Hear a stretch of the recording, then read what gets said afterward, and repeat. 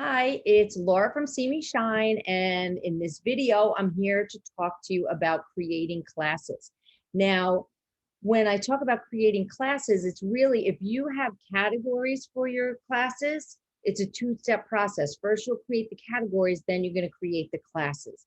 You could create the classes and then create the categories and assign them to the classes, but that just is more work. So it's easier to just do the categories first.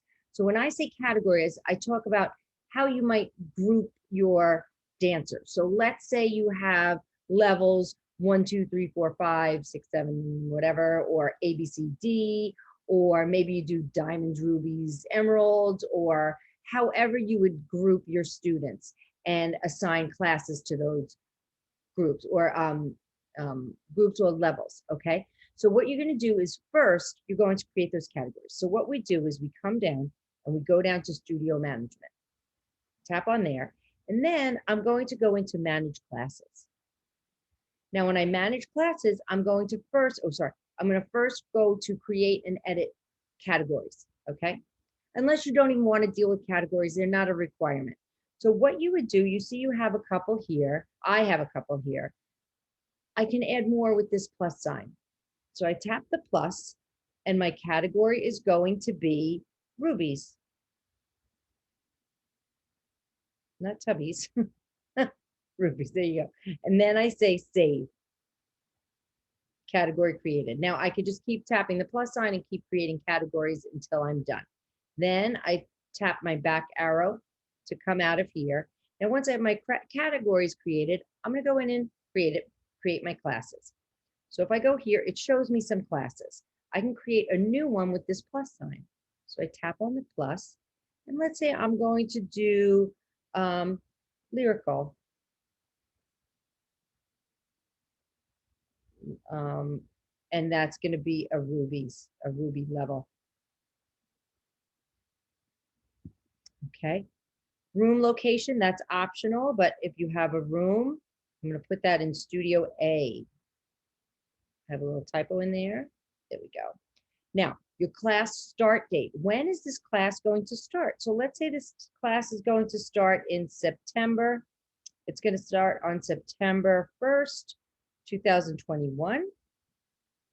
When is it going to end? I'm going to have it end on June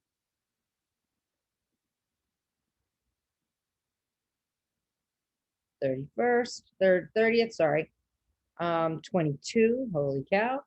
Now, when is this class going to meet? This is going to be a class that is from 5 o'clock p.m. The default will be an hour later. You could always change that if you wanted to.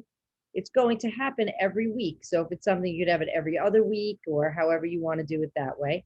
And what day of the week is it going to be on? This is going to be on Wednesdays. You give a description. So this is where if you have your descriptions somewhere that you can access them on your phone, you could just copy and paste in the descriptions, which is nice.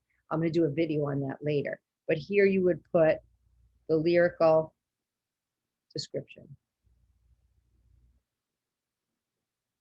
Okay.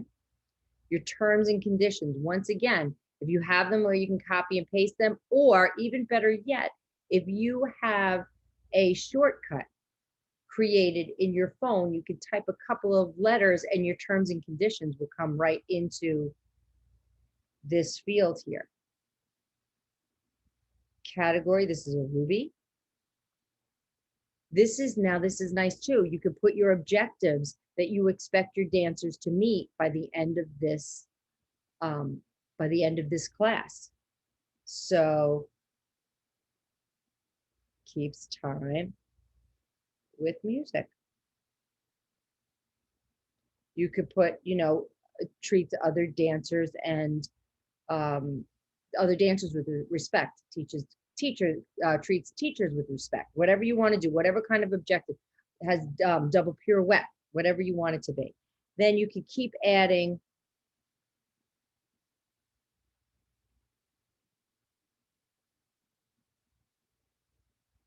Okay, you can keep adding them there.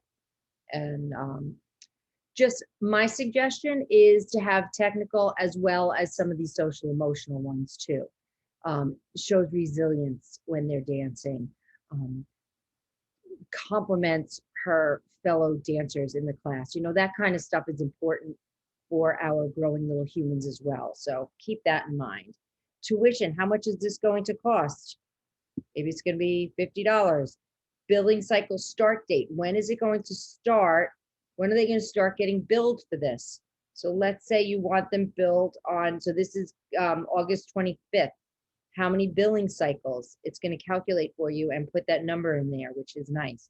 Are they being billed on the week or the month? So if I say per month, you see it changed to 10. All right. So billing period per month. What day of the week?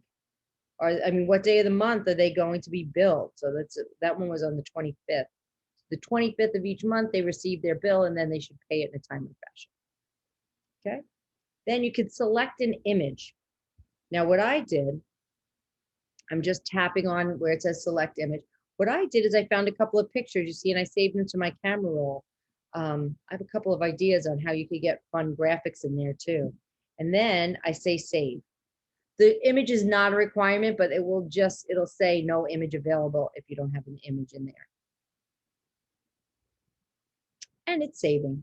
And there is my new class. So I could go in and I could edit it right here with the pencil if I wanted to make some changes.